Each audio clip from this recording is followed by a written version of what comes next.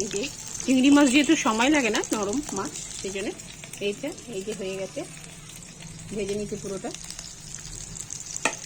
এতটা তেল দেবো না, তেলটা কমিয়ে নেব। মোটামুটি ভাজা হয়ে গেছে।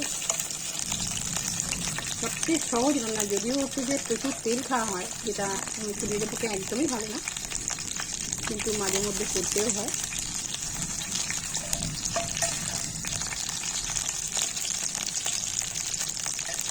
ভিডিও বড় হয়ে যাবে, এরপরে দেখাচ্ছি। এবার রসুন একটু বেশি করে দিয়েছি। রসুনের সেন্ট আমার খুব ভালো লাগে, আমার ছেলেরও ভালো লাগে। একটু নরম হয়ে যাবার পরেতে পেঁয়াজ, টমেটো, ক্যাপসিকাম সবই দিতে হবে।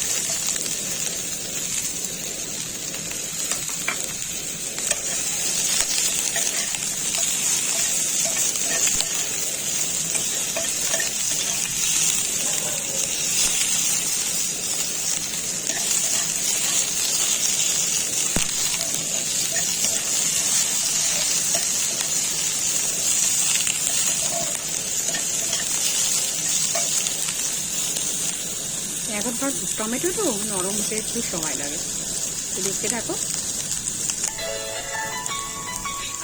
এটা একটু নরম হয়ে গেছে, এবার দিয়ে দেবো মাছগুলো।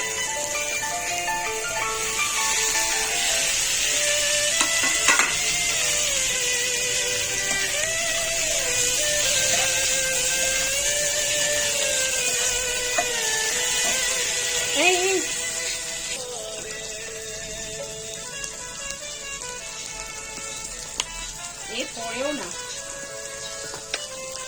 সব এটা দিয়ে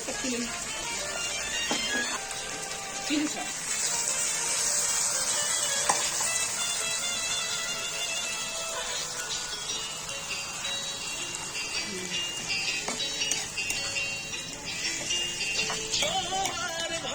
এক হাতে ক্যামেরা আর এক হাতে রান্না যারা করে তারা জানে দেখে জিনিস। আর তারপরে যদি সেরকম ক্যামেরাম্যান হয়, ডান হাত বলে বাঁ হাতে ধরে আর বাঁ হাত বলে ডান হাত ধরে, তোমরা নিশ্চয়ই বুঝতে পারছো।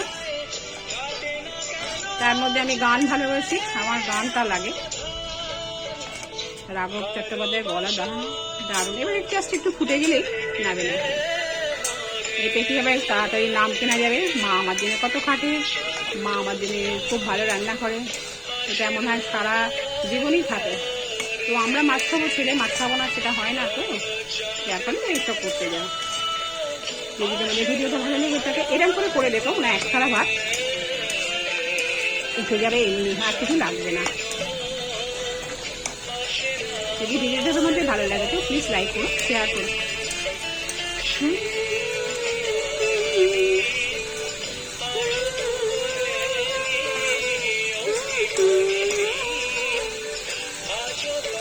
Thank you.